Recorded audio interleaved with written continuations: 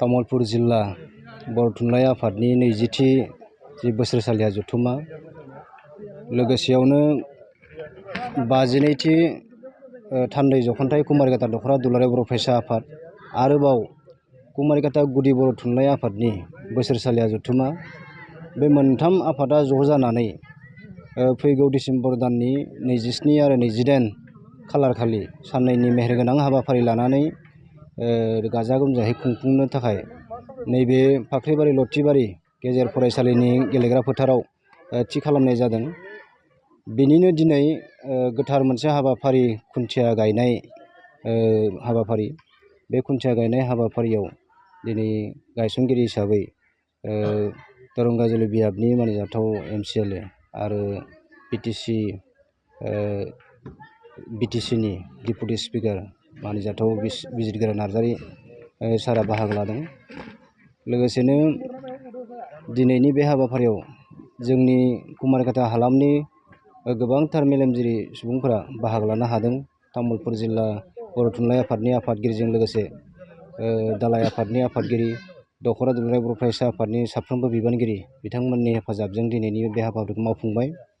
फैबाय थानाय बे गाजा गोमजा खुंनो लानाय मोननै साननैनि हाबाफारियाव जोङो थुनलाइयारि बादायलायनाय बेजों लोगोसेनो जोंनि गेवलां मेलाव गाहाय आलासि महरै बर' थुनलाइ आफादनि लेङाइ आफादगिरि प्रसान्त बर' बिथां लोगोसेनो दुलाराय बर' फरायसा आफादनिफ्राय एपइन्टेड स्पिकार नि जायगा लानानै गाहाय नेहाथारि मानिजाथाव खनिन्द्र बसुमतारी सारा बाहागो लाफैगोन। दा बेखायनो बे हाबाफारिया जोबोद गाजा गोमजायै कालारफुलै साननैनि हाबाफारिजों जागोन। बेखायनो गासैबो बे ओनसोलनि रायजो राजा लोगोसेनो मेलेमजिबि बिथांमोनखौ दिनै जोंनि बे साननैनि हाबाफारिखौ हेफाजाब होनानै जोबोद मोजां खुंफुंनो हानाय बादि हेफाजाब खालामनो हायो आं बेखौनो आसा खालामबाय। आरो बयनिसिमबो दिनै फैबाय थानाय गोदान बोसोरनि 2022 इं मायथाइनि गोदान बोसोर बेखौ आङो गिबियै आंनि गोसो गोरबोनिफ्राय गाहाम हामलायनाय जासिनानै 27 आरो 28 डिसेम्बर 2025 इं मायथाइयाव तामुलपुर जिल्ला बर' थुनलाइ आफादनि 20थि बोसोरसालिया जथुमा आरो 52थि कुमारिघाटा दख'रा दुलाराय बर' फरायसा आफादनि थान्दै जख'न्थाइ आरो कुमारिघाटा प्राइमारि बर' थुनलाइ आफादनि